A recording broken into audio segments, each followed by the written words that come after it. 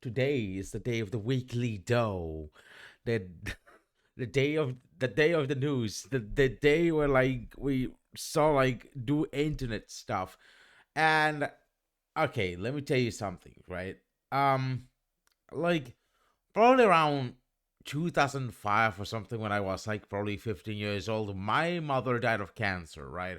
So like it's still very heavy in some way or another. I still somewhat, miss her in some way or another. Like, and like sometimes when I'm feeling down or sad or whatever, I still somewhat feel like her imaginary presence somewhere in some way or another. Like some like it's basically maybe talking to me or something in some way or another. Like, the memory of her basically talking down to me or something, right? And you know, I there's some questions regarding what she will feel about what I am right now. Like, what will she feel if I was a woman today, or what is she will she feel if I'm trans, or will she love me if I was a woman or something? And I have those sort of lingering questions right now in some way or another. Like, I somewhat have like some sort like you know crisis sometimes with those types of questions, right? Because I think I miss my mom so much. I loved her so much, and I feel like that's been a thing for decades now. Basically, I've been living mostly without my mom for like a good while now, right? Why am I saying this? Well, you know what I basically say here. I'd rather not know the answers to those questions than have an AI, basically, uh, like an AI avatar of my dead mom, to advertise me penis pills. It's ridiculous, right? Like, you heard about this on Blue Sky. You probably already heard about this somewhere, right? But today we're gonna do like a little deep dive and reaction to like the whole QWAI thing that went on Blue Sky for a little bit, or as I say, the AI that lets you talk to avatars of your dead relatives. So what the fuck is this? How did I hear about this particular thing? Well, we're gonna navigate to Blue Sky in a second. It's like someone posted like the video of this thing. Forbes posted the news about this thing, and it goes like, let's see. Okay, switch to desktop mode. It goes like this, right? So, can I put the playlist though? I should probably put the playlist. I should definitely put the playlist. Maybe with my music or something like that. That will all be probably ideal, I guess. Can I play? I could try something like Untitled or something like that, yeah? Oh, what is it?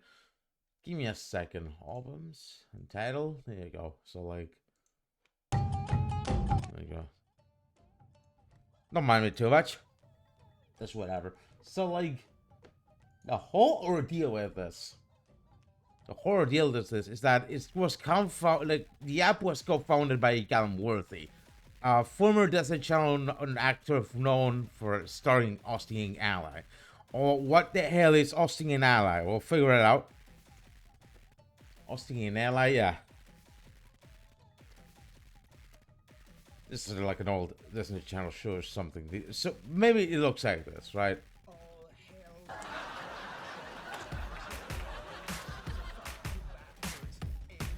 When the crowd wants more, I bring on the thunder. Cause you got my back and I'm not going under. You're my point, you're my god, you're the perfect core. So basically just a bit like a generic Disney Channel live action show turned to ape on Nickelodeon or something. Yeah, that's what I figured out, yeah. And I see our names together on every billboard. Headed for the top. I don't know, don't want to play this just in case of fucking copyright shit.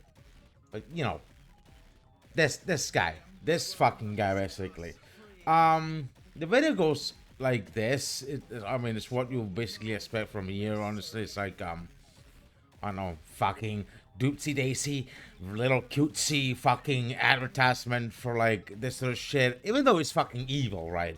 It's just fucking evil in some way or another. Because I mean, basic gist of it, if what I see this happening, and this might be very telling at this point, is that this app will probably use an avatar of your dead relative to advertise you shit, or use your data to like harvest data for third parties or something. Like, usual fucking startup app shit that goes on with like the big tech kind of shit, right? It's no wonder why the apps are everything at this point. So like, no matter how fucking cutesy this whole ordeal ad does look like. Let's look at that fucking news article anyway. So okay, the top line here says a new AI powered app that allows users to create interactive avatars of their deceased relatives is co-founded by Disney Channel alum Callum Worthy is sparking backlash on social media, with many users calling the technology dystopian and comparing it to the sci-fi series Black Mirror. I mean, isn't this like basically Black Mirror? Like, what is it called? We read, what's the, Black, I remember that fucking episode. I just don't remember the name of this thing. Hold on.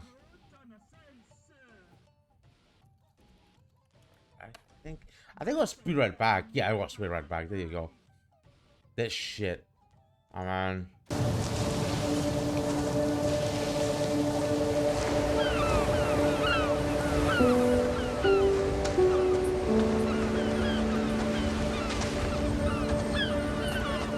No! Don't do it!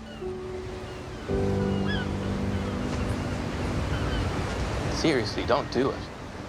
I'm not going to. Okay. See, he would have worked out what was going on. This wouldn't have ever happened, but if it had, he would have worked it out. Sorry, hang on. That's a very difficult sentence to process. Jump. What? Over there? I never expressed suicidal thoughts or self-harm. Yeah, well, you aren't you, are you? That's another...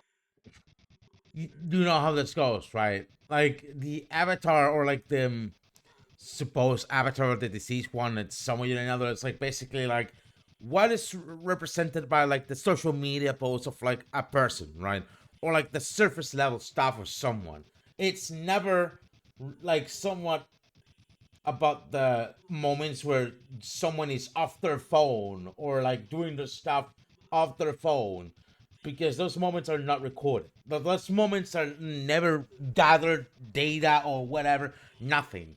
Like, it only catches the surface level of what the apps or, technology usually catches on. And because of this, it might really generate like a distorted, kind of like an unrealistic view of like a person who's especially deceased or something like that.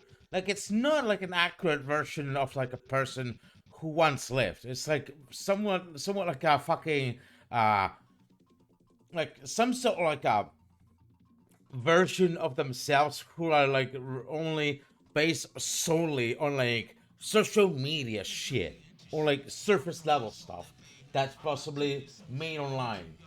That's the usual shit here. Give me a second. Am I missing something here on Twitch or something? Okay, no, no. It's whatever. That's the thing, really.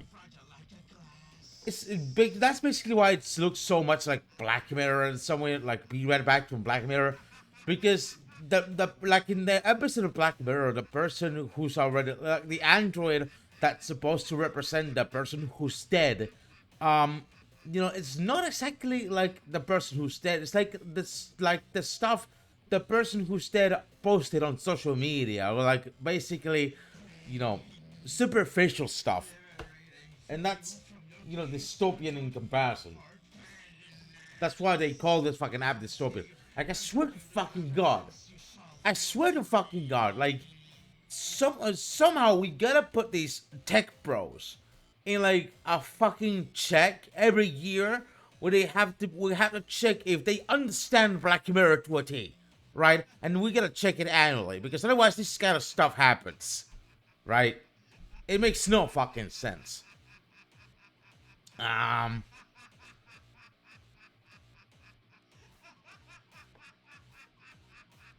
Okay, 222 million views. That's like a fucking general problem I have with viral content on X, like that goes like this, right? Either I kind of like swear it could be one of two things, right? One, it could be that he's rich baiting like shit to promote like his shitty AI avatar thing, or two, it could be that he will be really fucking stupid. If he's fucking obviously rage baiting, like this just probably will have worked well for him, right? Okay, like you might generate some actual revenue from this or something like that, right? Or who knows, he might actually generate all the attention in the world. Wow, congrats, right? But like, that's my problem.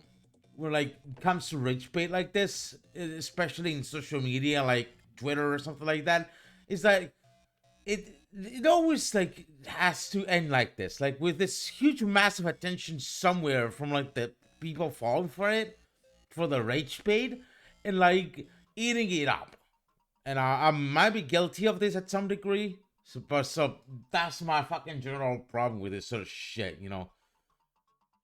Okay, at the end of that, shows how the woman created the AI avatar of her mother, which apparently generated after a woman filmed her mother speaking and moving for 3 minutes. Useless shit.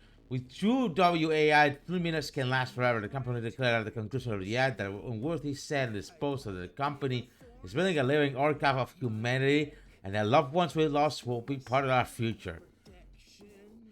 Okay. Fucking PR speak. The mother of all PR speak. I swear to God. Living archive of humanity.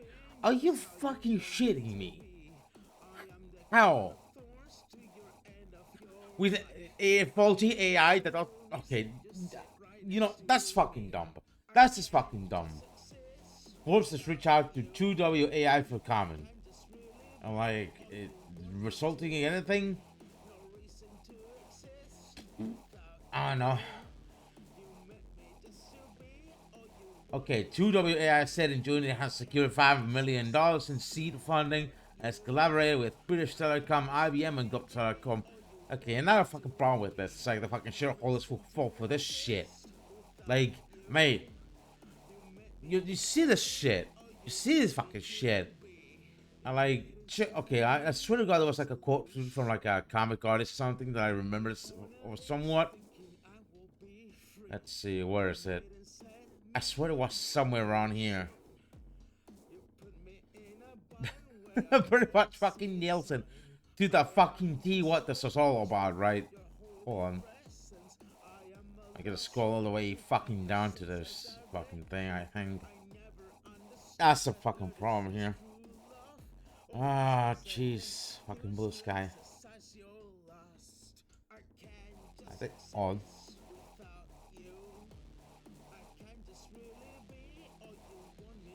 Okay, I don't know. What's it called? Hold on. It wasn't my likes, by the way. Hold on. Likes. Oh, here it is. Okay, yeah. Your dead AI mother loves you so much. Like, that's what it will probably come down to in some way or another, right? Like, fucking advertising you fucking shitty casino apps or whatever, right? That's the shit, really. Eventually, like, that's the huge, gigantic problem about it, right? The problems will begin as soon as a company becomes a public equity. And I'm not fucking kidding. As soon as a company becomes a public equity, game over. Oh, so yeah, you know that shit.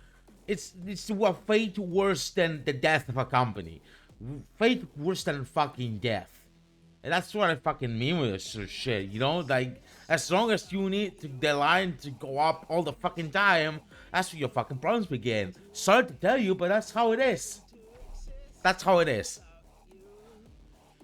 And like, no matter what how good the intent is or whatever, the way to hell is spelled with good intentions, that's for sure. So like, okay, 2WAI, what the hell is this shit? And what the... I investigated a little bit, and it basically, like, it basically doesn't say nothing here about, like, talking to dead relatives. It's just basically talking about avatars, like AI avatars and that sort of stuff, you know. Where, like saying, have real-time conversations with the icons you love with the magic of AI, 2WAI. Let's say they want to talk to their favorite creators, brands, and characters in a virtual world that feels real. Like, this is dystopian, right? Like, imagine having such a parasocial relationship. You're willing to create an AI avatar or someone you have, like, a parasocial relationship with, and then making some kind of delusional shit. This is like a fucking complete, like a fucking complete source of, like, AI fucking paranoia, AI fucking psychosis or something. This is like gonna be the source of so much AI fucking psychosis, like fucking creating AI avatars of people without their consent that might be in a parasocial relationship with you. That's the problems here. Is one of you really enough? Jesus, the nameless businesses, brands, and creators to connect with it. Like it doesn't say anything about like talking to relatives or anything, right? It just like, well, closest to this, it's like the education should win, might be honestly.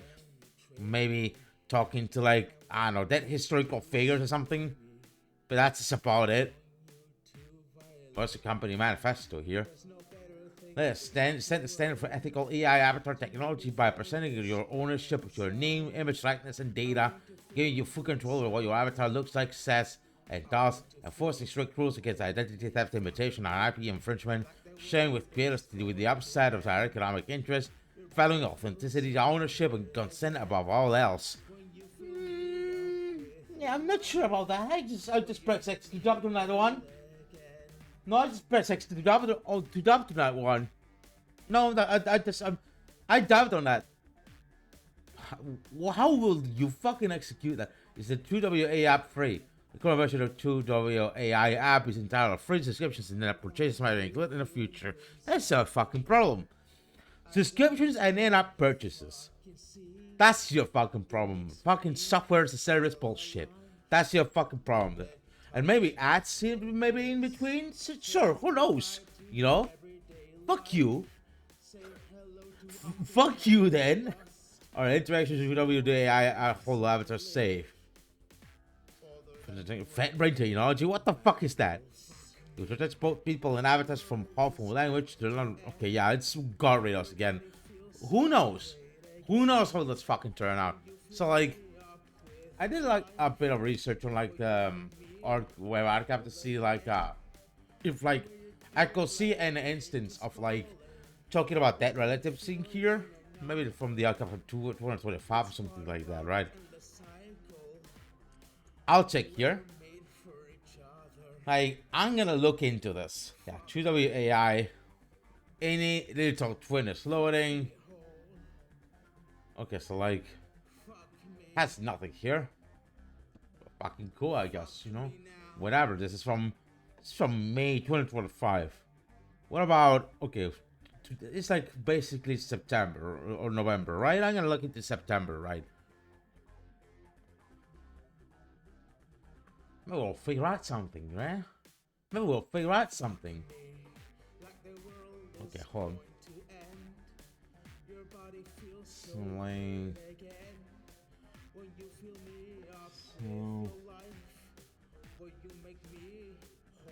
No, it still doesn't say anything about that relative or something. The icons you love, maybe it's very vague with the language it employs, right?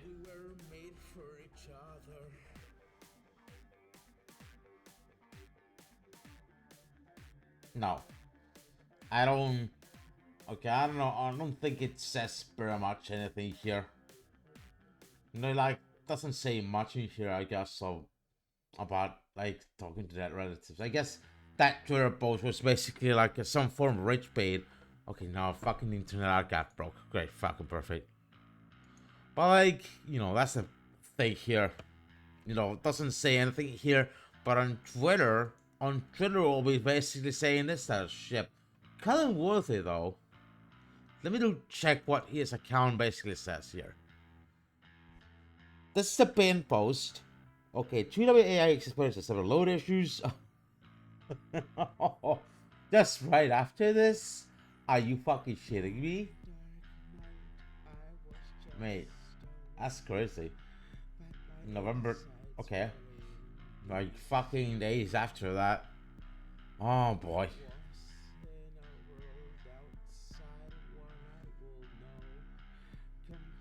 Yeah, this is my problem here.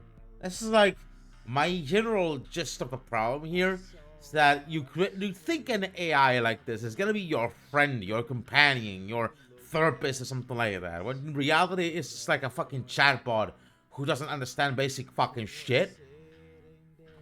Like I'm telling you, this is all gonna be a problem because given like the whole issues with like AI psychosis. Remember right away that OpenAI had like lawsuits, 7 fucking lawsuits because people were like basically treating their AI, the ChatGPT AI, like a therapist or like a personal companion or friend or something like that, or a girlfriend even.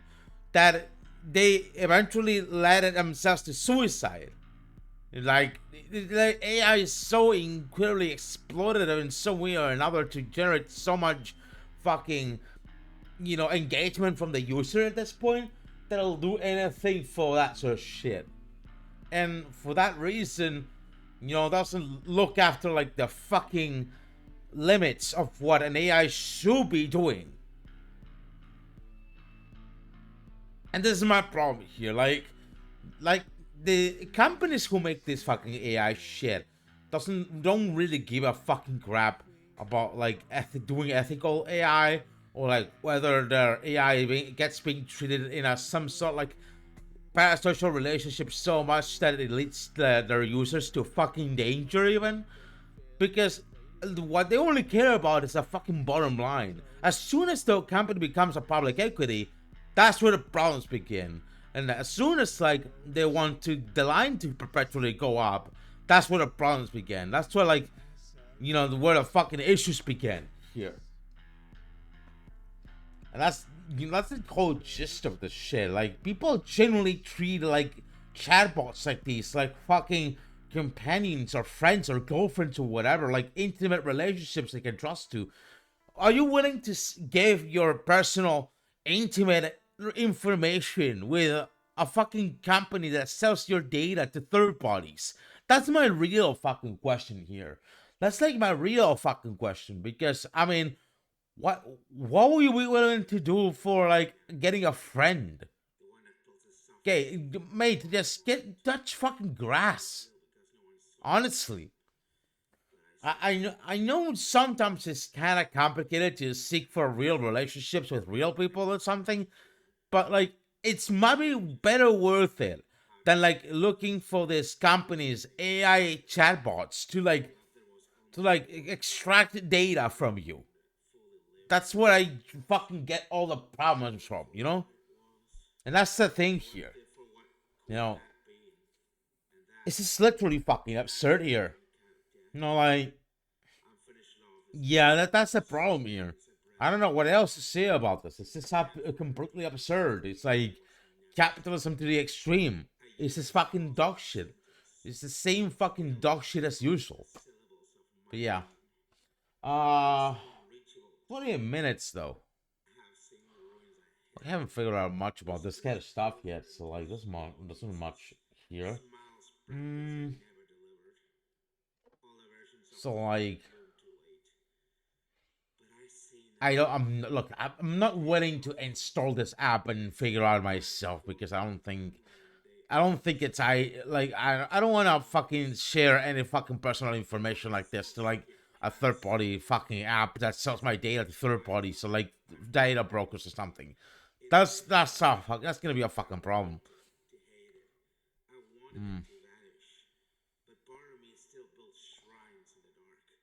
Ah, Jesus. Man, I don't know. Might have to take a break for 5 minutes. I'll be right back in 5 minutes. Surely. I'll be right back. Yeah, so in the banana, by the way. I have to agree sadly with the general sentiment that something awful posts once in the lifetime of the internet is that the internet made stupid. I mean, the internet is like like the whole technology behind the internet and the tech bros behind it have probably done so much damage to like a general consensus of society and everything that it's inconceivable how much fucking stupidity has been generated in order to benefit profit like the major corporations behind big tech and everything. It's just absolutely absurd. If you give me a second. Right, okay, let's see here. Let's see. Okay.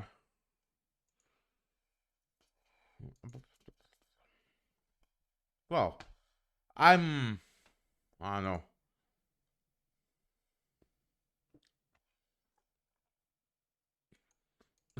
Okay, just sorry. A bit experimenting a little bit here for a bit with idea generator for Twitch streams or whatever, but it's kind of random at times.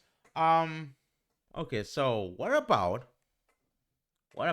we should probably watch something on YouTube or something like that? Yeah, kind of makes total sense. Or let me tell you something, right? The the problems I had with the internet, especially because of my neurodivergent condition, are immense to a degree that I was constantly bullied and abused by third parties and other sorts of people in the internet. When I started using going to online forums and that sort of stuff on the Spanish Doom community when I was 12. And back then, I remember being relentlessly, absolutely bullied by the grown-ups in there because that's what happens normally in the internet, right? Like the grown-ups tend to bully 12-year-olds on the internet and everything. That's normal stuff going on in back in the 2000s, early 2000s, late 2000s internet, right? Like that sort of stuff. When you're um a fucking in early internet days or something, earlier days of internet forums and whatnot. And I think during that time, during that absolute time, if I was in a forum something awful back then, if my understanding of English was so far that I will be a goon or an underage goon on the something awful forums for some other reason, I'll be completely fucking blasted off the internet and just basically completely destroyed back then. Because, yeah, you don't know what's it like to be on an internet forum like something awful or Doom World or Set Doom forums or something like that back then in the early days of internet forums, right? Especially if you don't have a basic grasp of basic English or something like that. If you're English is not your first language as a kid, you gotta understand the landscape of the internet was so different back then that this that bullying was normalized, right? Nowadays now, everything is so everything's kind of sanitized some way or another now. Bullying on the internet is not as prevalent as it was the yesteryear.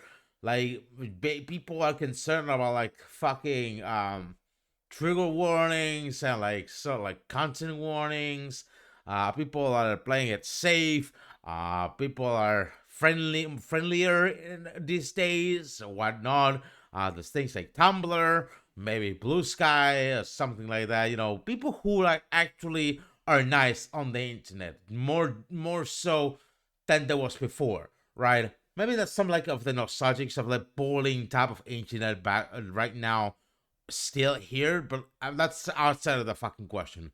But back then, the internet was so fucking Wild West. I'm gonna tell you that because I lived through it for nearly my entire life, and the amount of fucking bullying I received from those types of forums and websites is it's it will fucking completely outweigh like the bullying you get from like Leafy fans or like you get on Reddit these days or like fucking I don't know, fucking Twitter. Getting ratio on Twitter is nothing compared to like the cyberbullying made on early internet forums. Like something awful. Set Doom forums, fucking Doom World. I know, fucking Doom Zone. Remember Doom Zone, the Spanish Doom forum? That was a fucking cesspool of shit. I'm not kidding. Like, people say slurs like all the time in there and everything like that. It's absolutely horrible. And the minimal bit they find out you're like an underage kid with a neurodivergence in there, you're gonna get completely eaten up to shreds already in there. I'm not fucking kidding. That shit is a fucking Wild West. Worse than a Wild West. It's like a fucking war zone. I'm not fucking kidding. Like today's internet pales in social media, pales in comparison to like the experience in early internet forums like that. I'm not kidding.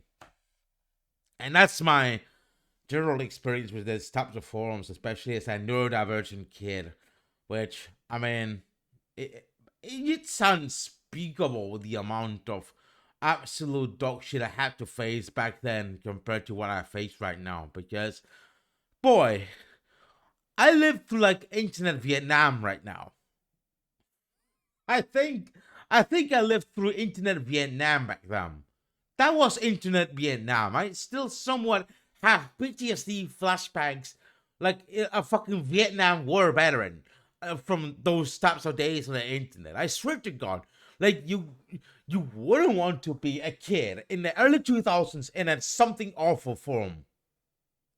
I'm not kidding. And I never be in something awful. I'm being more like in other sorts of internet forums, more niche ones, but still, you know what I mean, right? It's like a complete wasteland, like a Fallout type wasteland with all kinds of monsters and fucking creatures and fucking absolute weird things going on, you know?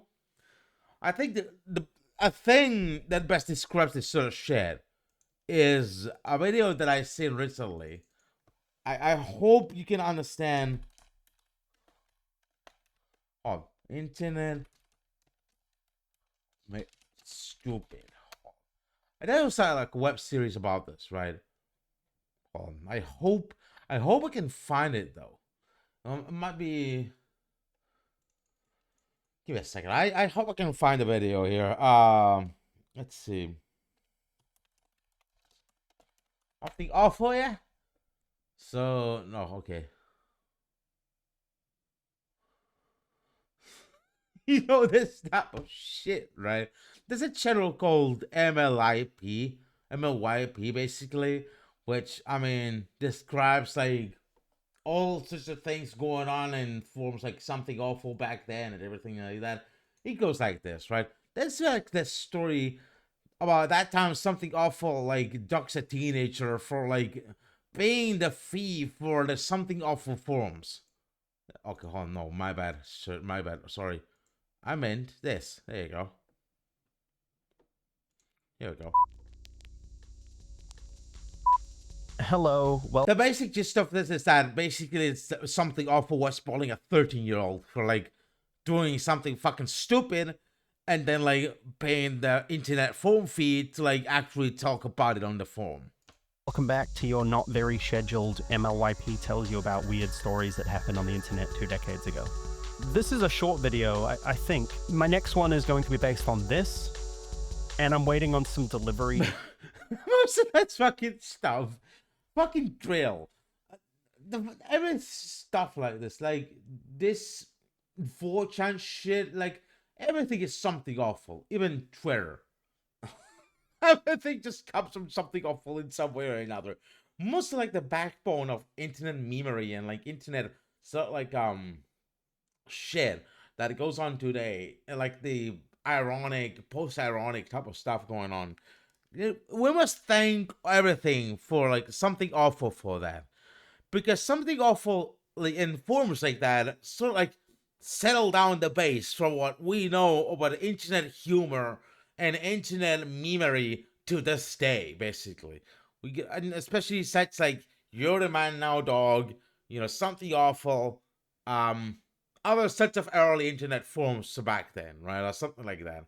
And, if it wasn't for Something Awful, there wouldn't be the current 4chan going on. That sort of stuff. That's the thing about it.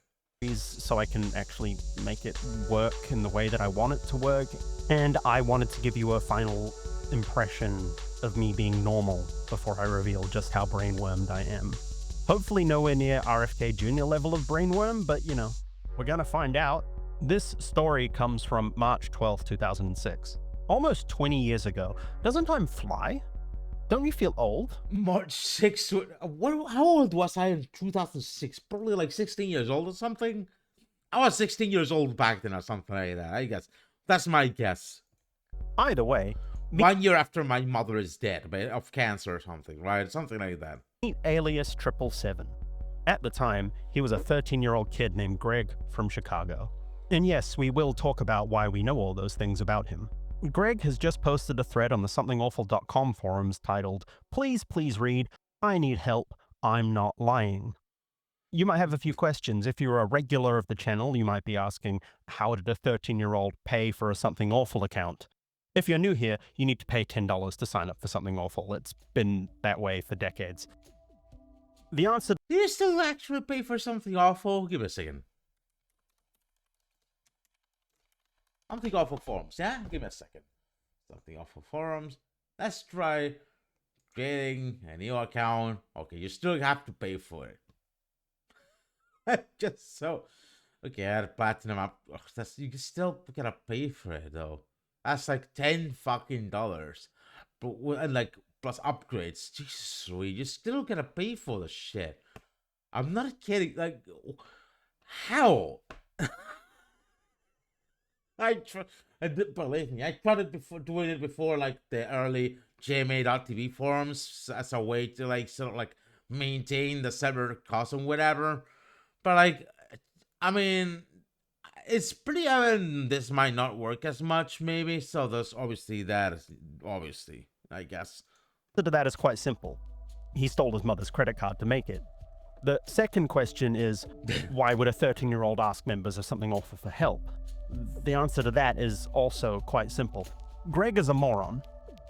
Look, I love goons, but I don't think I'd put a general call out for wider goondom to help me. Sorry, goons are members of Something Awful. Some of them are chronic masturbators, but they are goons. Don't worry about it. You'll find out why you shouldn't... Oh no, man. Oh my god, look at all these fucking people. You ask them for help in a way? really ask goons for help shortly. Greg's post is now blank, and the presence of a big ban message might just spoil some of the story, but there's more to come, don't worry. Luckily, a forums moderator managed to save it so we could laugh at him in 2 decades' time. Thank you. Low tax. Do not delete. I have proof. I'm not lying, nor am I homosexual or dumb. Okay, well, background. X never gave me permission to use their credit card. I belong to the Fusion Cash thing, and I signed up for the Cheat and Eat offer because it's a free trial that only costs $1.95 for shipping. I did it.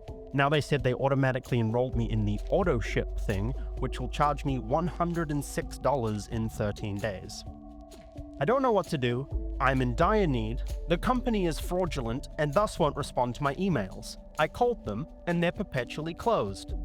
Please help me, somehow. Fusion Cash, though. Let's do some research on that, though. Fusion Cash, yeah? Let me do some quick research here. Fusion Cash is like... Give me a second. Okay, this smells like a scam. Okay, hold on. If you search Fusion Cash scam, right?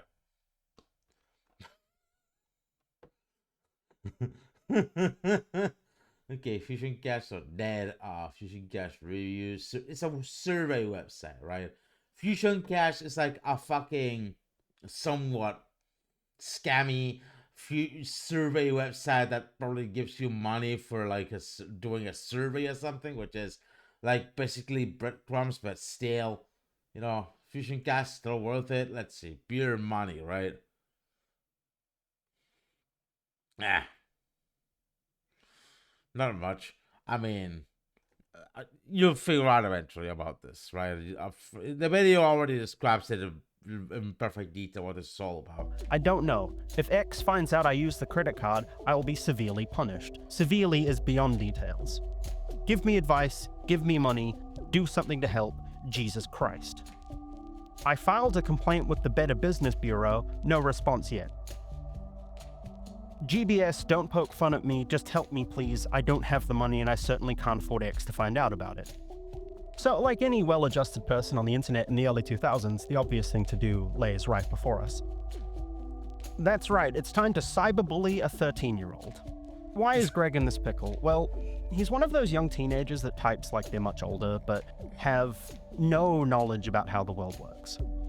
This is one of the classic archetypes of the internet. You come across so many of these guys, and while it is a crime that at any time I am potentially going to be exposed, the fact that I'm at risk of seeing a 14-year-old to painting at any point during my day is a human rights violation. To a 13-year-old's thoughts and opinions, they do exist on the internet. I didn't buy the diet pills to go on a diet. I got the diet pills so Fusion Cash will pay me $20. With getting diet pills at Fusion Cash, Jesus fucking Louis. Fusion Cash is one of those kind of scammy websites where you do surveys, get money, and he's fallen for one of the classic blunders. Signing up for a free trial he forgot to cancel using his mum's credit card. I didn't steal the credit card. That's the thing, really. These survey websites sometimes have offers like sign up for a free trial to X and like get X money, when in reality, if you forget about canceling your free trial, you get charged a certain amount of money. Especially for these types of scams where like they sell you like penis pills or whatever, right? Like for like a premium. That's gonna be a problem for like a 13-year-old, obviously. Of course you didn't, buddy. I really think your best bet would be to own up to it as soon as possible so that X can dispute the fraudulent charge. X is going to find out sooner or later anyway, so it'd be in your favor to admit that you made a stupid mistake and go on from there. How bad would the punishment be anyway? Greg is pretty confident that the punishment will not fit the crime. I assure you, it'll be worse, much worse. He does go on to admit that the credit card isn't his, it's his family. The thing about this is that a fucking 13-year-old will exaggerate these sorts of stuff, obviously. Just because, like, Greg is like basically a kid. A kid, like, a 13-year-old who, like, thinks their fucking parents is like a fucking shithead or something, right? Something like that. That's the problem here. And refuses to elaborate further. Either way, say it with me, kids. There's no such thing as free money. Goons do find out that Fusion Cash terms of service state you need to be 18 to sign up, or 13 with parental permission, and I don't think he had permission given the panic he's expressing in this thread. And Greg is, unfortunately, potentially sending people his credit card details over 4 PM. You can't save them all. Oh my god, no, man. Rather than jumping on the "you're fucking stupid, haha" bandwagon, tempting though it might be, I'll just offer this. 1. Own up to it now. Right now.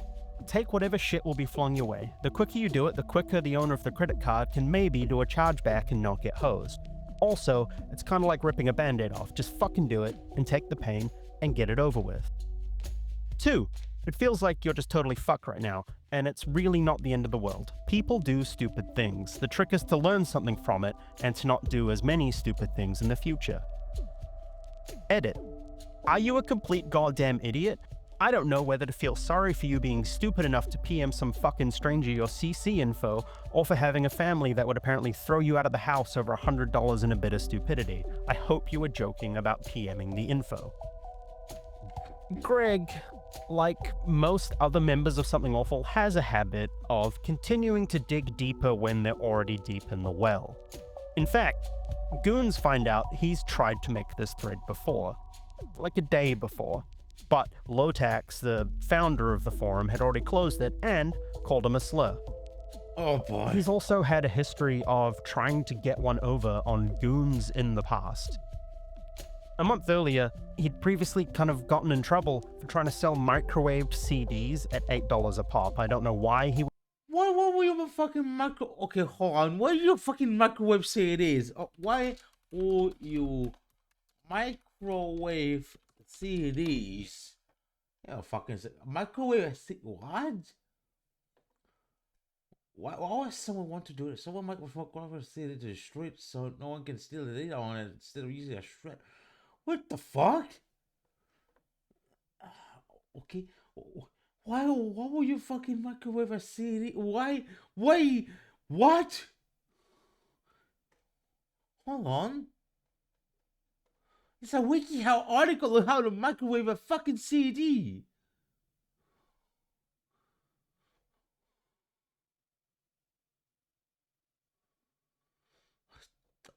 What? Why would you fucking do this?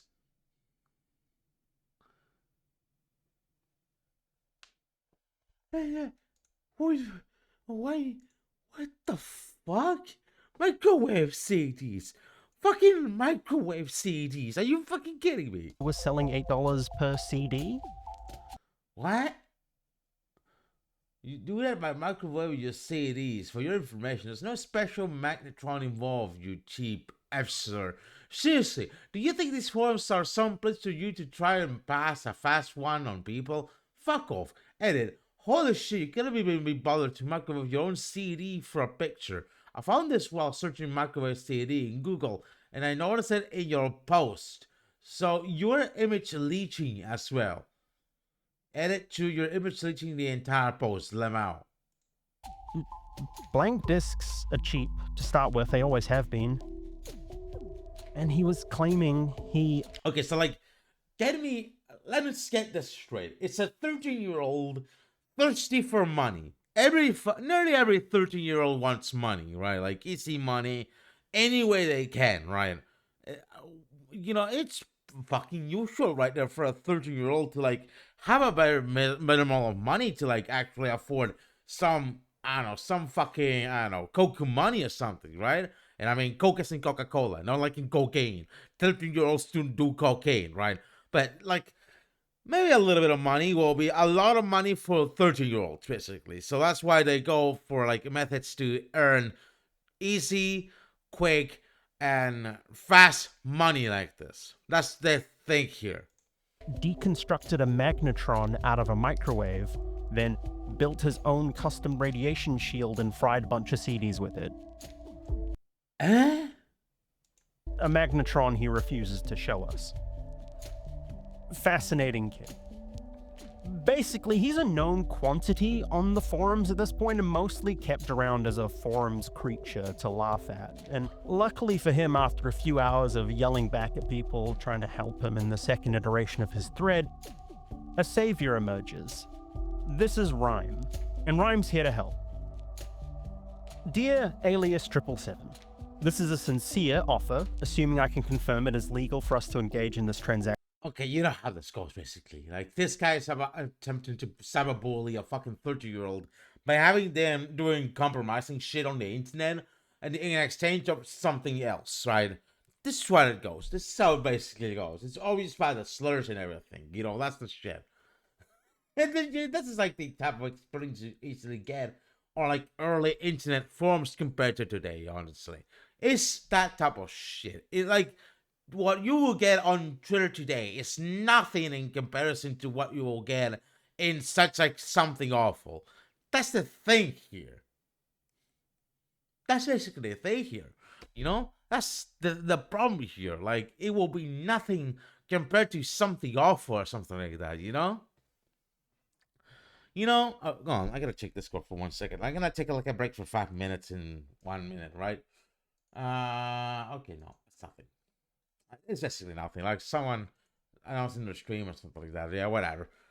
I got like I think I got like the auto clips enabled, right? I joined a waitlist, I think. Okay, no, it does. Okay, I joined a waitlist, but like it doesn't say anything yet. Oh well. Yeah, I'm gonna take a little break for 5 minutes. I'll be right back in 5 minutes. I'll see you in 5 minutes.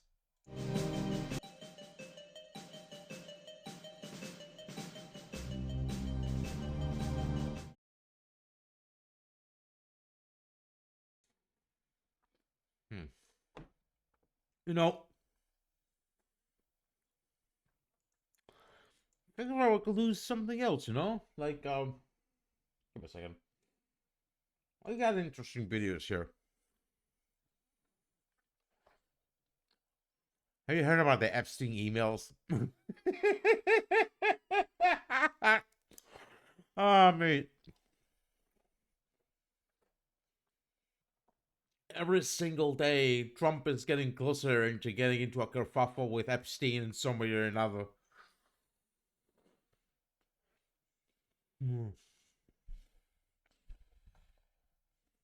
Bombshell emails directly from Jeffrey Epstein and Ghislaine Maxwell confirmed Donald Trump not only lied, not only knew about Epstein's underage sex trafficking of girls, but likely personally participated and spent hours, likely alone, with one of the victims. We're gonna go through and analyze the actual emails because they are gobsmacking. I have spent the last 17 years in my own prison. Jeffrey and all the co-conspirators did to me. I was raped repeatedly. I was raped 3 times a day sometimes. And yes, Ghislaine must die in prison. Now, Sarah Ransom wasn't Jeffrey Epstein's only victim, but she might have been the one who said it best. Because for nearly 2 decades, the story of Jeffrey Epstein has been one of power, privilege, and silence. He built a network that preyed on vulnerable and protected the powerful. Epstein is now dead, and he never had to face his accusers in court. Maxwell is in a minimum security prison without offense and is negotiating with the Justice Department for a sweetheart deal of her own. But the truth about who else was involved has never been fully told. But this week, new emails surfaced, some written before Donald Trump ran for president. These emails show Epstein and Maxwell talking about Trump and at least one victim at Epstein's house. So the question isn't just what Epstein did,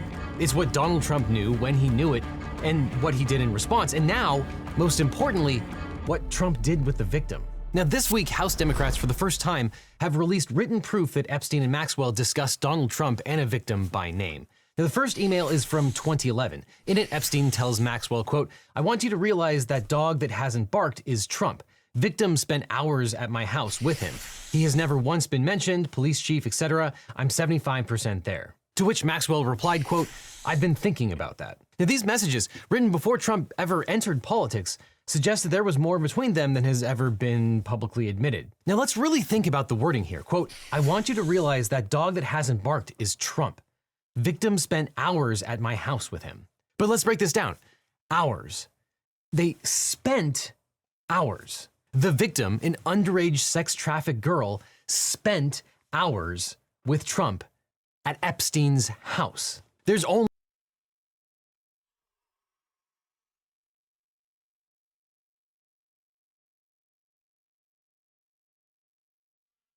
How do I fucking process this? I mean, I know that's all along in some way or another, right? But like, still, how does one process this? A victim of sexual assault spent hours with Trump at Epstein's house. A victim of sexual assault spent hours with Trump on Epstein's house. Do I need it to say it again? Do I really need it to say it again at this point? so many things that this could mean. It's not like Trump is known for his pithy conversation. And Trump's past behavior with underage girls and women in general is spotty at best. Then there's the dog that didn't bark. In context, it's clear it means that Epstein is surprised that Trump hasn't been implicated given how dirty he is. He spent hours with this one particular victim. And lest there be any doubt about how dirty Donald Trump actually is, in another released email from 2018, Epstein says, quote, "You see, I know how dirty Donald is. My guess is that non-lawyers, NY biz people have no idea what it means to have your fixer flip." And in context, when you identify these specific individuals, it implies that they spent time alone together. Epstein could have said they met at a party. Instead, he says those two individuals are the ones that spent hours together. And further, it appears the police chief never asked specifically about Trump. But especially in context, the email confirms that Donald Trump was so intertwined with Epstein's dealings and spent so much time with one particular underage girl that it's remarkable. Literally, they are remarking about it, that it's weird that he hasn't been implicated. Now, all this talk of compromising emails reminds me that it's probably a good time to wipe all of your personal and private information off the internet. Your cell phone number, home address, email address, private social media accounts, and that the victim mentioned is Virginia, presumably Virginia Giuffre. And that makes perfect sense. At the time, 2010 to 2011, Epstein was settling many lawsuits with his victims. And this might be a reference to the fact that Trump hadn't been sued by any of those victims, but more likely it was a reference to the fact that Trump hadn't been mentioned in the first reporting on Virginia Giuffre's victimization by Prince Andrew. Giuffre's story was first published in March 2021 by The Mail on Sunday. That coverage first published the now infamous photo showing Prince Andrew with his arm around her at Maxwell's house in Belgravia, London. And soon after, Giuffre went public with allegations against Epstein and Prince Andrew, including a Vanity Fair expose in July of 2011. So you have the facts of what happened to Virginia Giuffre finally becoming public in March of 2011. Then, a few days later, Epstein, seemingly out of nowhere in an email with no subject line, says, quote, "I want you to realize that the dog that hasn't barked is Trump." In other words, crazy how this incredibly dirty guy, my best friend Donald Trump, isn't mentioned in the reporting. Because, you know, Virginia spent hours at my house with him. Now, others have speculated that this is a reference to Epstein thinking that Trump was a cooperating witness, and that's what Epstein was 75% there on. I think that's unlikely given the context of what was going on in the world. It's probably just that Giuffre's horrible experience was becoming public, and Epstein was just surprised that Trump wasn't mentioned in it, given his extensive involvement. And this fits with the fact that Giuffre herself never publicly accused Trump of illegality. Now, the police chief here likely refers to Palm Beach Chief of Police Michael Ryder, and as we have mentioned previously, we think that Ryder is from the public record. It probably boils down to one simple thing, right? What will they face consequences for this sort of shit? The answer, sadly, is probably not. Probably not, because they have so much fucking power. They have so much fucking influence. They have so much fucking absolute control of the world in some way or another. And basically, they run the law, basically. Like, they run above the law. It's like cops, right? Cops nearly always, like, go above the law. In most of the time, basically. Because, like, ACAB, all cops are bad, right? The problem is, politicians and Trump and Epstein and everything, they go above the law. Because they write the law in some way or another. They sign laws, they write laws, they put laws in place. That's the thing. You know, when I say that Congress people, Trump, presidents, prime ministers, politicians will never face any consequences for their actions, possibly because of this stuff, it's just because this thing. It's because they're most of the time above the law. And it all depends on a little effort by the majority of the 99% of people on this fucking planet below them to actually do something about it. Maybe it's about time we should probably clean up the guillotines or something, you know? Maybe it's about fucking time we should start, like, shining off the guillotines or something, you know? Maybe it's about time we start throwing Molotov cocktails and everything and this shit and just start causing riots everywhere, you know? Maybe it's about time. Maybe it's just about time. You know, because you know what I mean, right? If these people are above the law, well, we should like basically the law is written by them in some way that they are always above the law. Should we even respect the law at this point? When the law is just an exercise of state violence? I'm just saying. Just do it in Roblox, though. Just do it in Roblox. I don't know. That's what this only manages to basically do is basically piss me off in some way or another. So, I don't know.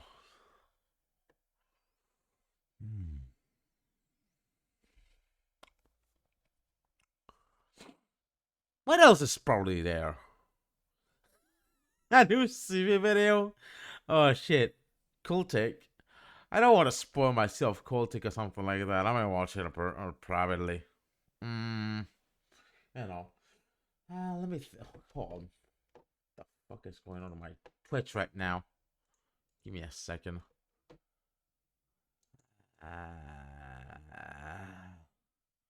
I know, mate. Sounds like a bit of a problem, but like I don't know, whatever. The thing is, most likely, the thing is,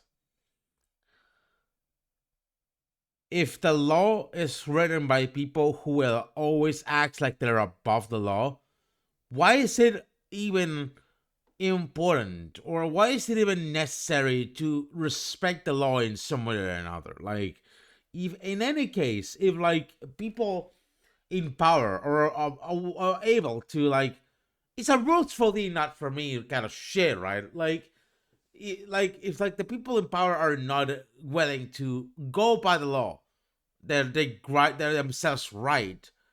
Why is it worth that we should probably respect the law? It's a power dynamic. It's state violence. That's shit.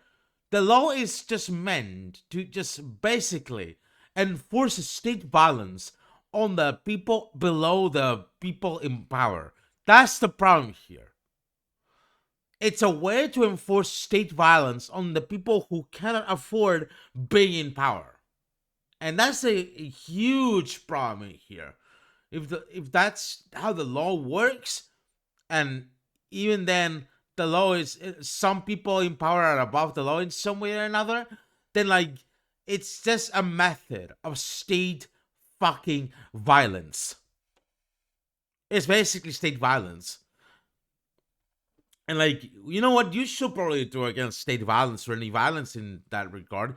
You recur to self-defense.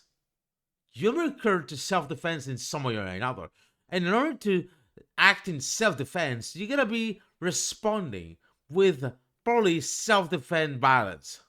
Self-defense violence in some way or another. Like that's the problem here.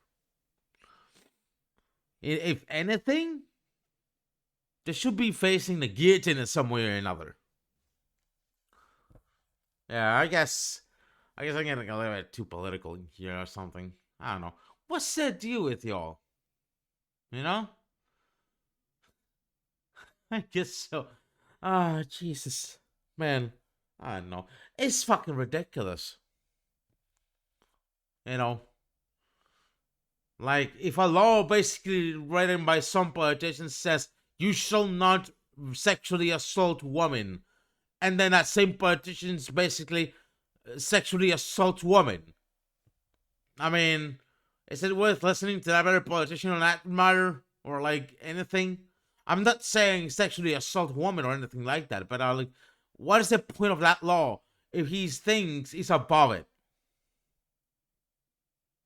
You know, it's already kind of ridiculous at this point, you know? It's fucking silly. This is why I'm an anarcho-communist, because, quite frankly, the state, the law, everything like that is a form of state violence that is pure fucking evil.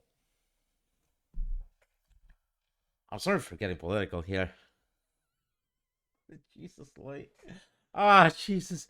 Oh, John Marie gets too political on a stream, which is supposed to be funny and entertaining and everything. Oh boy, what else could it be? Let's see. Okay. Stress this Ghost Cassette video. The most controversial designer of the 20th century. Hold on. What the hell is this? A dildo?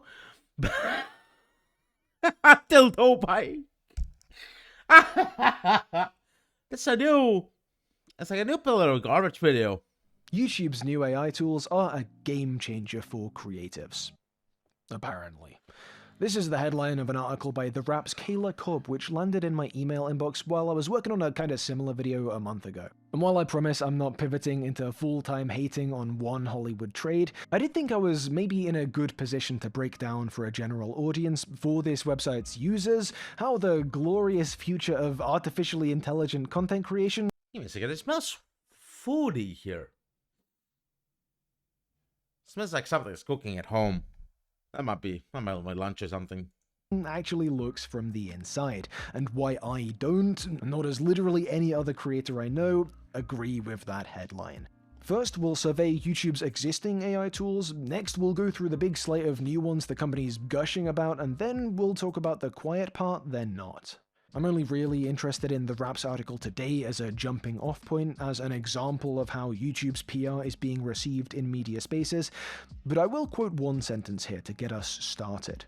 If you look between the lines, YouTube's new tools tell a story about where the company sees the future of entertainment. That future involves live streaming, increased globalization, and lots of AI.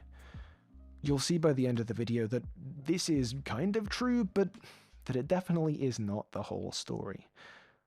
Just before we get into it though, AI, right? A spooky topic. Apparently some people think there's a danger that the glitching chatbots telling us to eat glue could become robot gods and destroy life as we know it. To be clear, I am not one of those guys. Whole video about that coming at some point soon, but if civilization does get destroyed, today's sponsor could end up being pretty helpful. I've partnered with Hungry Minds to tell you about the book, The Ultimate Guide to Rebuilding a Civilization, which is a best-selling illustrated encyclopedia that takes you of creators far bigger than I have talked about this feature, so I will just touch on it briefly, but these suck, right?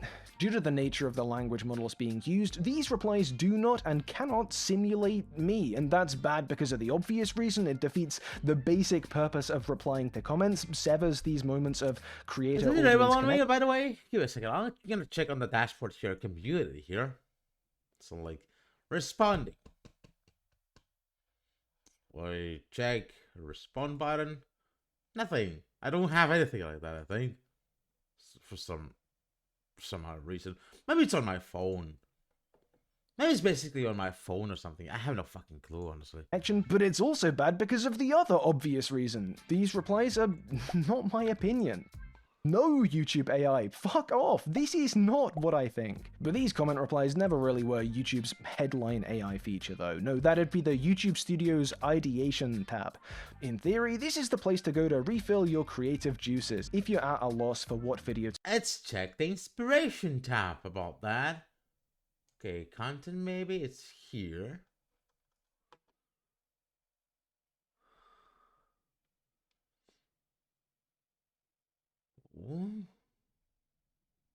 Me, what the fuck?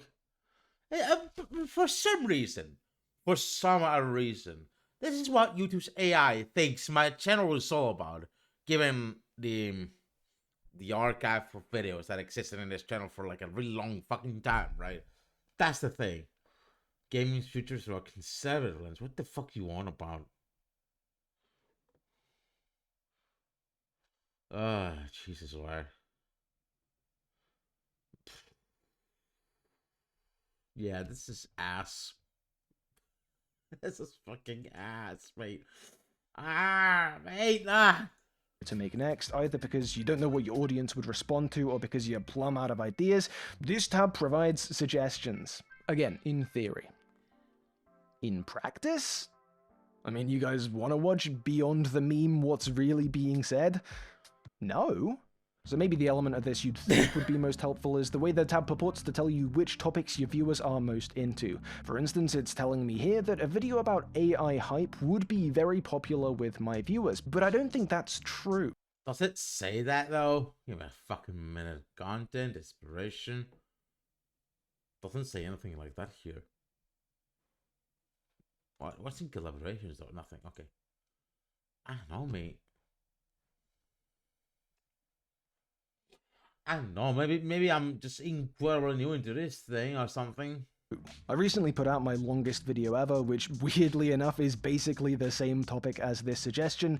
It's called AI is not the solution, and it isn't doing great views-wise. I know from the comments and from the view retention that the people that watched it really dug it, but I also know from the click-through rating and the readouts other parts of YouTube Studio gave me that this was not a topic that appealed to a huge swathe of my subscriber base. So, you know, which is it? Do my audience like this topic or don't they? To be honest, I don't even think this is a hallucination. I think it's just a question of poor implementation. No, I think all the AI ideation suggestions are going off is what topic my recent views are coming from, which isn't really the same as being very popular with my regular returning viewers, is it? Contradictions aside, the other point that must be stressed here is that Ideation. This is how these features get pitched.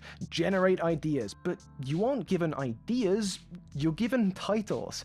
And more often than not, yeah, titles for videos you've already made. That's literally the second section of YouTube bad. Probably wouldn't shock you to learn that as a result of these ridiculous and ridiculously underwhelming features, I have yet to speak to any creator, any out of the maybe 2 or 3 dozen I consider to be acquaintances or friends, who has a remotely positive opinion on these functionalities. But let's be charitable. That was then. What about now? Alright, so when I got the rap email blast, I did skim read the piece. The main things that stood out to me then were the misrepresentations, like the way YouTube's new title thumbnail A/B tester was included in the list of compelling new AI features. Now the A/B tester is very cool, but it's not AI, unless we're stretching the already frayed definition of that buzzword far beyond breaking point. Notably, YouTube does not attempt to claim it as such in their creator roundup video, so I kind of left the article there. After all, I was midway through production of a big video all about another time the rap had emailed me. This is like, most of like the use of these buzzwords like AI and everything. It's not designed for the end user or something, right? Or like the creator or something. It's designed for the shareholder or like the investor to drool at and fucking invest money in a company. That's what it is. This is like mostly designed for exclusively for shareholders in some way or another. That's the whole point here. Me some misleading pro-AI drivel, and adding a tangent on this felt redundant. No, the thing that really sent me down this AI features rabbit hole was a conversation I saw on a video essay Discord server I'm on. An update from YouTube's Creator Insider channel announcing Extend with AI, a feature that lets you take a video, pick one of a couple pre-loaded prompts, and generate a new ending, was shared. And it was shared by Kiki Crazed, a creator who I think it's fair to say knows more about the online video ecosystem than I do, and whose opinions towards YouTube tend, I think, to be more charitable than mine. But with this feature, and I'll quote Kiki's message, since you're not even able to input your own prompts, you can't even make the argument that AI is enabling creativity or whatever. It's junk. So that's Extend with AI. Probably the headline feature, though, is Create with AI, the introduction of whole cloth video generation into the YouTube backend. Creators will soon be able to use Google DeepMind's VO3 model to generate shorts. And that is undeniably something. I have reservations about how exactly this helps YouTube's creators create, which I'll circle back to, but the thing I want to note here is the tension between this feature and some other 2025 YouTube news. The fact that only a few months ago the site updated its monetization guidelines to disincentivize AI-generated videos. It's really contradictory. If you want to sell like your video to the fucking boy, just make AI fucking videos, right? But like at the same time, YouTube is generating tools for creating with AI. What's the fucking point of this then? Hobbyist? Rarely a fucking YouTube creator is a fucking hobbyist in this fucking place, but whatever. Those were inauthentic. That was a problem. But this is, different for reasons. The other game-changing AI features being trumpeted by YouTube and the press alike include something that adds ads, more ads on top of your existing ads, so if you're eligible you get kickbacks whenever you're talking about certain products. And also, one other incoming new thing is the ability— Oh, more advertising, yes please YouTube, more advertising please. More advertising, please. To chop up a live stream into shorts within YouTube Studio. We're told this will be AI assisted, but it seems all that actually means is the tool will suggest high engagement zones in the stream to clip your shorts from, and if that is the case, it does seem like we're maybe stretching that definition again. And this is like Twitch's auto clipping feature, like that the fucking rolling at some creators here. Like, it's kind of stretching the definition of AI here because it's not really AI. It's like maybe a bit of voice recognition, like closed caption recognition here, but like, I mean, it's not really AI in some way or another. It's basically something like voice recognition in a clip or something like that, right? It's kind of like how this will work in some way or another. It's kind of, yeah, it's like stretching the definition too much for a bit. This is shareholders drool at that fucking buzzword over again. is a pretty handy feature, but not really because of the AI part, just because of the way an integrated on-platform shorts clipping pipeline streamlines a process. We're told YouTube are also working on an AI editing feature that supposedly cuts together your footage for you and even adds sound and voiceover, but I'm not even going to dignify this one with a serious response, because if you think this will be able to produce a quality edit with interesting voiceover, then I have a bridge to sell you.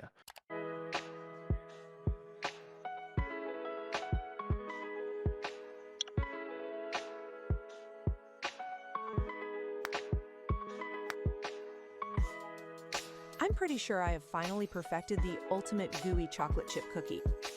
Good job, robot. You saw there was a cookie and you spat out the most cookie cutter sentence imaginable. That's probably exactly what the Baking Channel's video would have been. I made yummy cookie. Yeah, be subscribing to them for sure. Oh, and we'll also... It's, what this boils down to, it's like the YouTube content or video as a form of, like, product, as a consumer tier product, as Pink Slime, clean slate product type of shit, you know, McDonald's, that type of shit. It's basically how YouTube treats this sort of shit nowadays, you know? Be able to AI generate visual loops for podcasts soon, you know, just in case you wanted the graphic you're not looking at to waste more water. And bafflingly, an AI dialogue to song function is in development. Isn't it almost cuffing season? I know you're looking for that new date spot. Isn't it almost cuffing season? I don't know why they made that. Another major AI feature. Maybe it's for the same reason I did, like, the Winter Redemption. Hold on.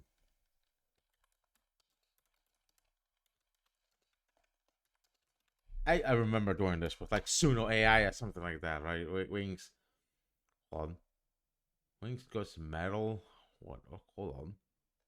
What is it, though? Give me a second. Oh, here it is. Meltdown song. There you go. You want to do this? Maybe a meme?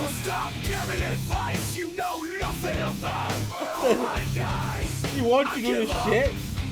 I don't know when I'll stream again. I really need to make this fucking slop. You want to do a meme slop like this? Man. Let's see the 1v1 with this one. It's basically so you can do this somewhere, right? It's just so we can do meme songs something with AI. YouTube are trumpeting is Ask Studio. We're launching Ask Studio, a new conversational AI partner in YouTube Studio to help you get in. Oh yeah, you know, I like to honestly replace any human support I can get from YouTube with a fucking AI. God fucking damn it. You know, fuck. Sites on your community, understand analytics, and find new inspiration. I could talk for a while here about how analytics actually offer less insight into video performance than you'd probably think, and how fixating on them is more likely to burn you out than it is to boost your views, but A, I basically did that like a month ago, and B, there's already a fantastic video by Super Eyepatch Wolf out there, which includes a kind of survey with all your favorite creators co-signing that very point. The studio improvement that might help is more transparency behind the analytics we see. If a video I thought would land didn't, it would help to know, for instance, which type of viewer profile YouTube had served the impressions to, that sort of thing, but that is not what's on the cards here. For whatever reason, I don't actually have access to this feature myself yet, which is just eating me up inside, let me tell you. But the top comment on YouTube Creator Insider's announcement video is from someone who does, a small creator, in theory the intended audience for this feature. I'll give you 3 guesses whether they found Ask Studio to be helpful. You're not going to need 2 of them. Let me read that. I spent hours testing Ask Studio to see if it lives up to their hype. Here's what I discovered. What Ask Studio claims: help users understand channel performance and improve content strategy. What Ask Studio actually can't do: can compare your views to industry averages, can compare your subscriber growth to similar channels, can compare your engagement rates to benchmarks, can tell you if your organic reach is below normal, can compare your traffic sources to the typical distributions, can identify your content as being suppressed, can discuss any revenue metrics, CPM, estimated earnings, etc., can explain why it has these restrictions. asked Jack Studio directly, "Can you help me identify if my content is being monetized at below market rates?" As Studio answers, yes, meaning yes, it cannot help with that. Think about this. Oh, get soon.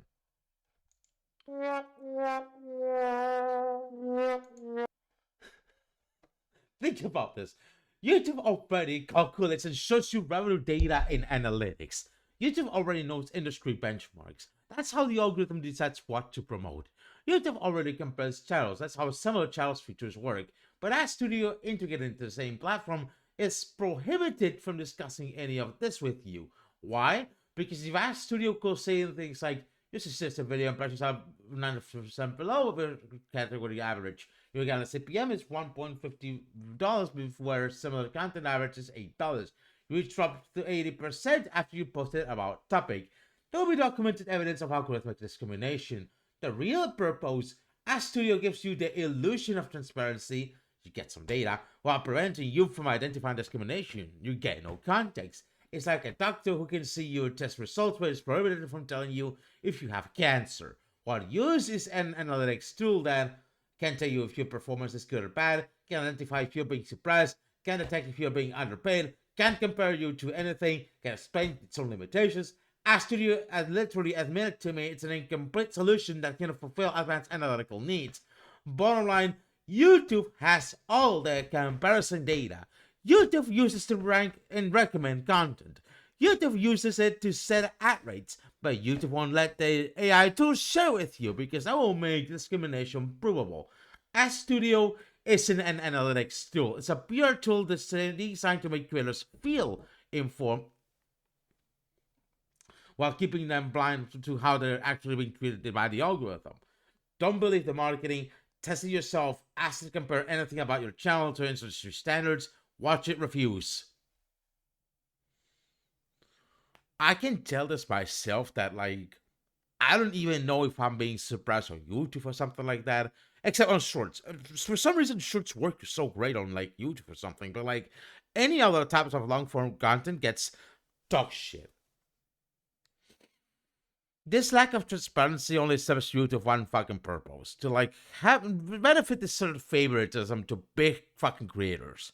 Like I said, why the fuck not settle down to, like, promote and boost smaller creators, way more smaller creators, to make them bigger enough for this sort of shit, and thus generate even more revenue than usual, than just stick to the usual big creators for money cows or whatever, right?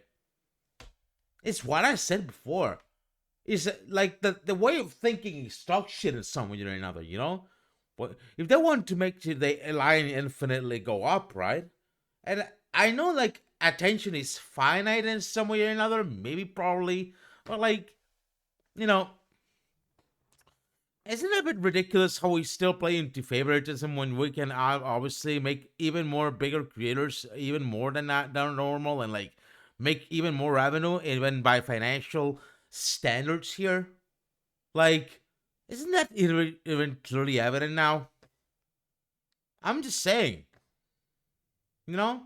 Financially wise, that it's like YouTube is and these platforms are shooting themselves in the foot at this point. Like, it should be pretty obvious by now, you know?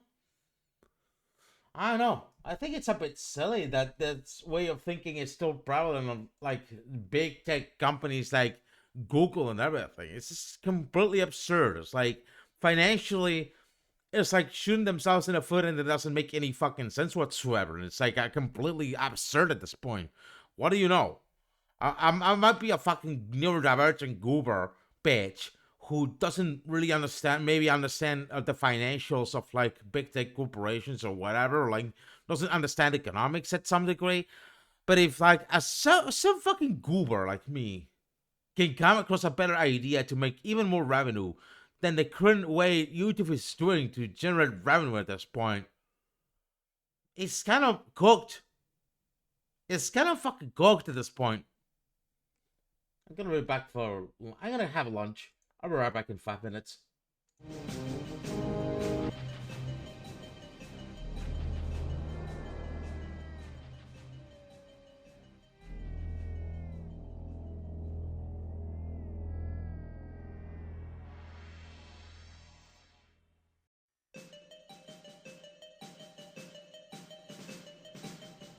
you should probably be getting a hint right now. Like this line go up mentality that is so prevalent in big tech right now.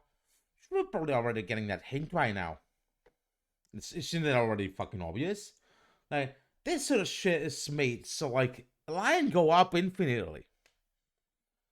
You know, I think you should be already getting the hint by now. So, no, a chatbot repackaging the info we already have isn't going to be a difference maker for smaller creators, and if it does accomplish anything, I think the most likely outcome of giving stressed out YouTubers a robot conveying the illusion of agency is the further degradation of creator mental health, which I mean is the one thing we know AI can do effectively, right? So maybe this one does make some sense after all. Finally, a use case. Really, the more I looked into the rest of these features, the more I saw that this AI YouTube push fits right in with the character of the wider AI hype in that, by and large, we're looking at solutions in search of problems, but also in that industry cheerleaders are only too happy to rebrand existing technologies as AI, and in that the ways it's getting jammed in our faces seem designed to artificially inflate uptake. Because as Kiki also pointed out, the opt-in for Extend with AI is lumped together with the existing Allow Remix option, presumably because YouTube realizes a dedicated Allow AI and Slopification checkbox would go largely unchecked. And of course there is the auto-dubbing thing, also enabled by default. While uncanny and fairly ghoulish, I won't pretend the ability to automatically translate your videos into a parsable facsimile of a different language won't prove useful, or at least profitable to some creators. Give me a second. I gotta check something here, right? Give me a second. What's like a probable video essay that I did ages ago? Can I see it like auto dub or something? Yeah, a second. Let's see here. No, it doesn't have auto dubbing. Oh no, silly me. Silly me then, I guess. So that's that. Who choose to use it. What I will observe though is that even this isn't a tool to help you create, it's a tool to help you turn the same amount of creation into more product. And actually that's kind of the case with all of these, right? It's telling, I think, that one of the only YouTuber voices the Wraps article cites, Colin Rosenblum, some YouTube guru type I'd never heard of, doesn't talk about creation, about creators even. No, talks about the potential benefits for independent content producers. Because the dubbing, the AI-assisted shorts trimmer, the ideation tab that jumbles up your existing videos and vomits titles back to you, the podcast visuals generator, the words create, creative, creation are plastered everywhere in these announcements, and even with the AI editor, the VO3 integration, Extend with AI, the fucking song thing, these features are not helping you make, they're making something for you to release, to push, to be viewed, to be monetized, to be gulped down with the least possible friction. Second order content under the guise of creation. And news on another upcoming feature actually broke as I was writing this. YouTube will start automatically upscaling lower quality videos with AI. That's relevant here because it's also getting enabled by default, with the very euphemistic opt-out buried deep within Studio's advanced settings. And with over 20 billion videos currently on YouTube, a huge number of which are lower quality, are on dead channels which won't be opting out, you do wonder how many glaciers YouTube's gonna be melting for this particular worse than pointless feature. Now, in some explanatory media released alongside this news, YouTube have pointed to the growth in TV viewership as the motivating factor for this change, reasoning that people watching YouTube videos on the big screen need to be able to do this with the same clarity they'd be offered watching cable or Netflix. But this logic does feel a little backwards. The crowd's already started watching YouTube on TV, right?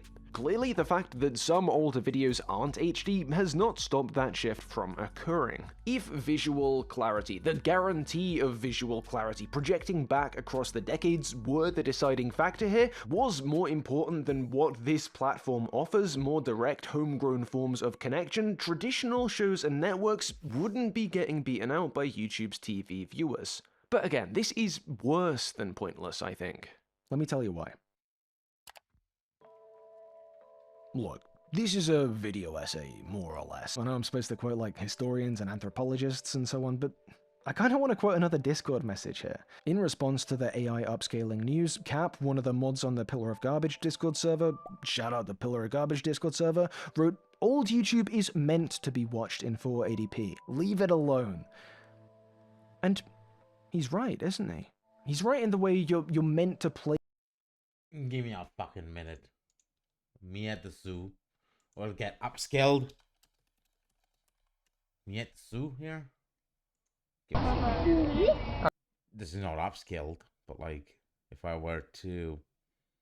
Give me a second. No, so it's not upscaled. It's not fucking upscaled. Good fucking grief. Some videos are meant to be watched at 240p. That's for sure. These videos are meant to be watched at 240p. Especially when it comes to YouTube history. Play Pokemon Diamond version on a DS, not on a jailbroken iPhone emulator. In the way you're supposed to watch black and white movies in monochrome. In the way anyone buying one of those Jane Austen but in modern English books should be shot out of a fucking cannon. And I'm not just talking about what might have been the intended viewing experience. No, video quality is one sign in a vast network of signification that helps us place, helps us cite that video in relation to ourselves, to the video's creator, to the platform we share. The meaning of Smosh lip-syncing the Pokemon theme song would have been different if that video were HD then. The fact that it was not being created with cutting-edge equipment was undoubtedly relevant to the way it landed for viewers across the world. And the meaning of... Imagine upscaling this crap. Just imagine upscaling this thing with AI. Like, holy fucking shit. It will look like a complete fucking mess. I'm not kidding. Rewatching it now would change too if it lost the mark, lost the sign of being an artifact of YouTube's homegrown, hobbyist dawn. Perhaps that watching does become easier, more seamless to the viewer of today not possessing those nostalgia goggles, but that watching does become different too. Some specificity, some meaning is lost. At more or less the same time Smosh uploaded that video, philosopher Byung-Chul Han was writing about the sightlessness produced by the 21st century's globalized, networked cultural landscape. As he puts it, under conditions of hyperculture, different forms or styles from different sites and ages are de-distanced in a hyper-present. This hypercultural side-by-side extinguishes the aura, which emanates from a specific here, from unique sites and specific times. Han didn't think the advent of hyperculture, of a being here that coincides with being everywhere, was necessarily a negative change. What we lose in aura, a specific here and now, we might gain in freedom, a repeatable then and later, he speculates. Honestly, I think that sort of techno-optimism is the biggest tell hyperculture was written 2 decades ago, because there is a difference between the sort of decontextualizing, aura-stripping artifact collage, something like a search engine or something like YouTube historically has provided, and the forcible updating, the forcible homogenizing of those artifacts, something like auto-enabled AI upscaling / dubbing provides to the remnants of early YouTube. This is not, in Han's words, here and now becoming a repeatable then and later. It's here, now, then, and later becoming always here, always now, which is to say, becoming nowhere, becoming never. Updates like these are not interested in the old or the new, in a viewer's sightedness or their freedom. Only in product, only in number go up. Yes, line go always up. That's what they only care about. Line always go up. And if line doesn't go up, fucking panic. Because what we economists, of executives, fucking shareholders of these companies might be actually fucking stupid. But I don't want to get too hung up on questions of reality, attempts by YouTube's AI team to redefine or remake it, all that, because there is a very real way in which all of this is missing the point. when you hear the phrase AI on YouTube, even now, even after watching all of this, what do you think of? Not these features, right? No, you think of dead-eyed, uncanny narrators delivering stale monologues. You think of content farms who have pivoted to ChatGPT recaps. You think of mangled history shorts flooding, dumbing down feeds.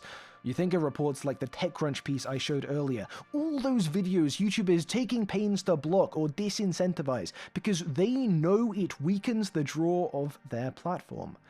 To quote the end of the TechCrunch piece, the reality is that allowing this type of content to grow and its creators to profit could ultimately damage YouTube's reputation and value. It's no surprise then that the company wants clear policies in place that allow it to enact mass bans of AI slop creators from the YouTube Partner Program. Mere weeks after Kayla Cobb's The Wrap article we started with went out, Cobb penned another piece for the site, detailing YouTube's continued efforts to deal with the dangerous AI content like creator impersonations still flooding the platform. One more feature YouTube will soon roll out is a likeness detection and takedown tool. To me at least, this seems like the most consequential YouTube AI feature yet, so is it not bizarre it hasn't received the same laudatory coverage as the dialogue to song or dog simulator tools, that it doesn't get a mention in any of the YouTube Insider videos I've played you so far, that Cobb's first article only gives it a passing mention, barely probing why it needs to exist, why it's being rolled out to all of us?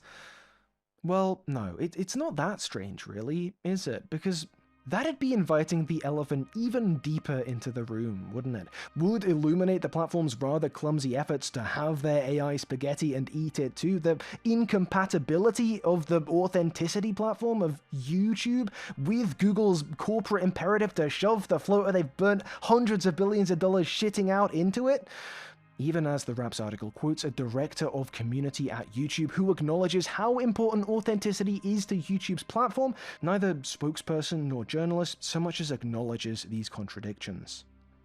So I do agree with Cobb, at least to a point. If you look between the lines, YouTube's new tools do tell a story about where the company sees the future of entertainment, and yes, it does include lots of AI, but it doesn't include all the AI, not the slop people actually notice, not the junk gumming up the works, just the pointless, headline-grabbing, investment-justifying nothing burgers we're all too familiar with by now. But more to the point, that story is neither a credible one, at least not to anyone who knows how the sausage gets made, nor a hopeful one.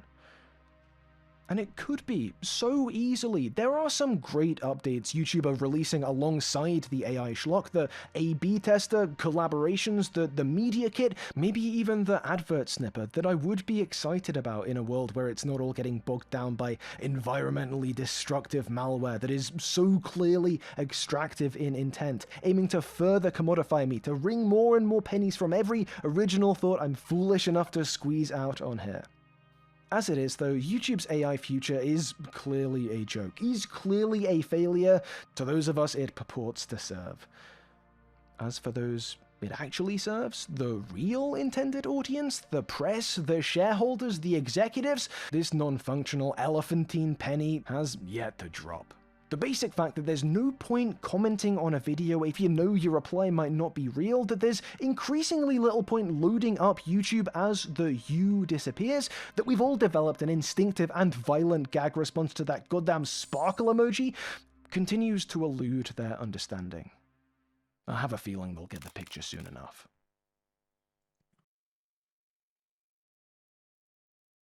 It all boils down to one thing, right? People who have too much fucking money, like I said, are too fucking stupid. They're fucking idiots. Maybe it'll sink in better if I turn that dialogue into a karaoke version. One sec.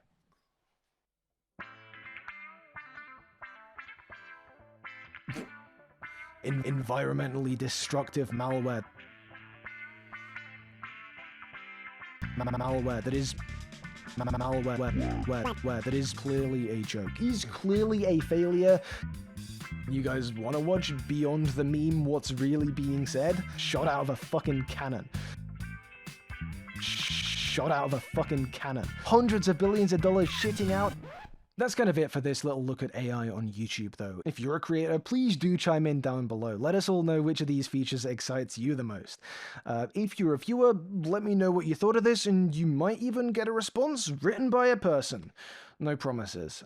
But yeah, I kind of wasn't planning to make my notes on this into a full video, despite what the ideation tab tells me. I am getting the picture you guys might have a limited interest in these topics, but I kind of wanted to give you guys something back because some of you may have seen that I posted a little bit of a Patreon call to action, laid out the goal for 200 members by the end of the year. And I did post some stretch goals above that point too, but to be honest, I was mainly shooting for that 200 number, which I wasn't super confident I'd even hit, but less than a week after I made those posts, 40 more of you have signed up on either Patreon or YouTube. We are over the 200 mark, and so I wanted to get something out as a little bit of payback ahead of the next long video I have. That makes logical sense, yeah.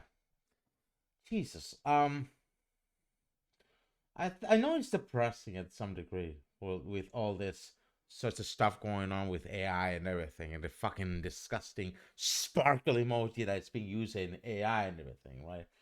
I think it is depressing because the people who end up paying up the broken plates for this sort of stuff whenever the bubble bursts or whatever is gonna be us, the working class people. And these executives and like bourgeoisie and everything, they're gonna have like a nice golden parachute to land nicely and safely on the ground, right? And start over again. It's something like that. That's why it's depressing, because at the end of the day, unless we en masse do something about it, it's gonna be that way. It's gonna be like the people paying for the broken blitz are gonna be like the working class people who cannot afford basic shit. And that's a gigantic problem about it. I'm gonna be having lunch. I'll be right back in 5 minutes.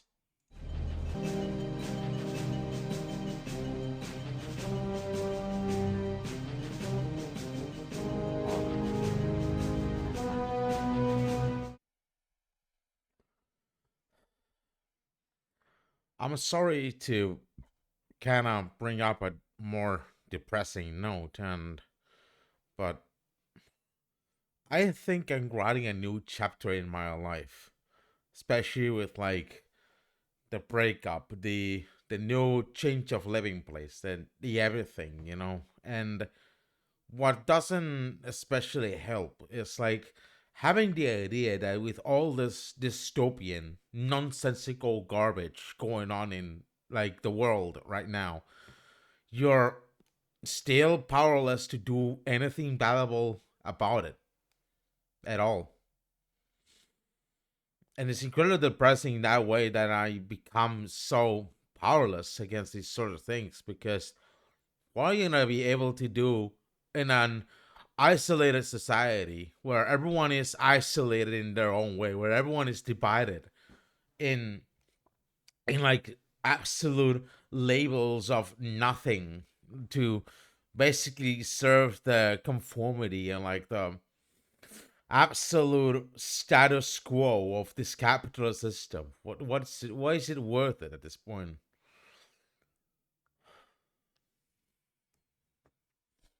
I just have no idea anymore. Fuck.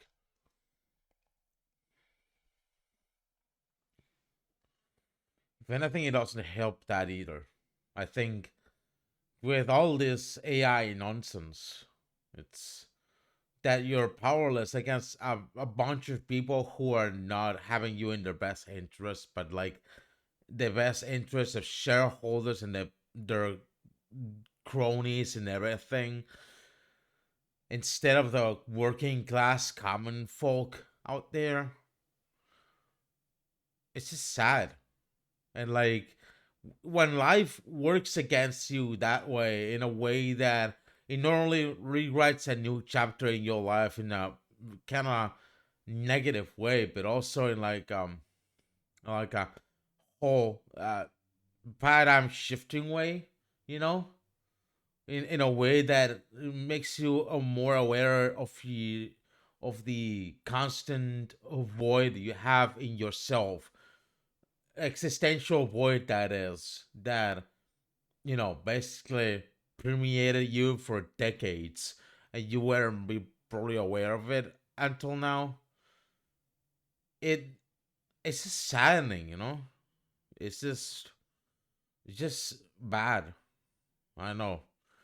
I know, right? Because I've been so like holding to burning nails for like this void, existential void that I had for decades, and none of them has worked.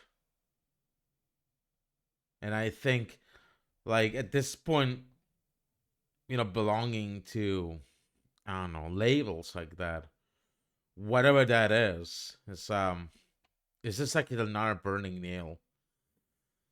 I don't know if I have truly found myself at this point or who I really am. I'm not sure if I will ever find myself like that. I hope so, but I don't know if that's even possible at this point in the short term or anything. But it doesn't help to know that the world runs like this. And the entire world doesn't help you either understand who are truly yourself with all these labeling and subcultures and tribes or whatever that is out there that they may label you up into, right? It doesn't help either. It's like society is entirely built to like fragment and divide people into categories rather than unify them against a common cause. That's not how the human species is designed to, but somewhat the system is designed to be that way. And it's depressing. I know it's depressing because it hits me in an important change of chapter in my life where it with like the breakup and like the everything going on in my life right now, that it just hits like a running train. It hits like a train wreck. It hits like a car crash in some way or another, if you know what I mean.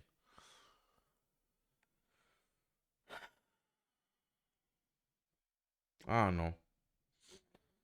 I'm sorry if I feel like a bit of like Wings of Redemption clone or something like that, but it doesn't help that way. I don't think it helps. I don't know. I've been spending a whole weekend without seeing anyone valuable. Like I've been feeling lonely this weekend, and I've been somewhat crying at work every morning. So I asked for what's it called, like a downtime at work. And I know I have like a concert next week and everything, which might be positive, but I know what will come out of it. It's just, I don't know. I just I just don't feel very positive about this sort of shit in a way.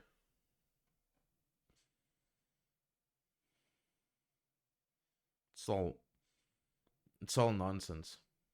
It's all fucking nonsense.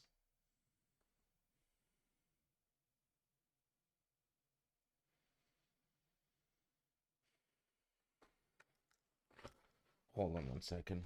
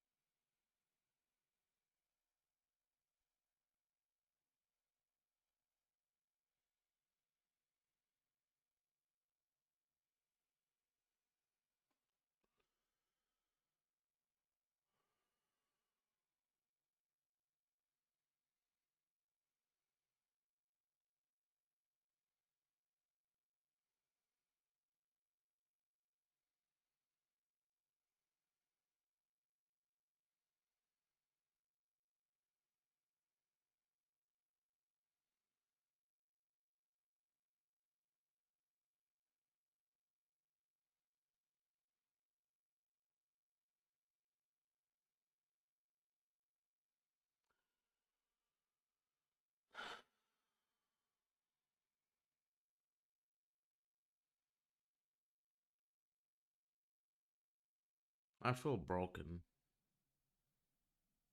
I feel absolutely broken.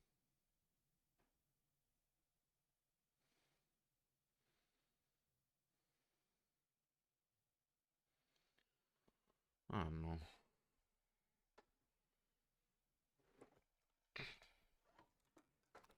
Shit.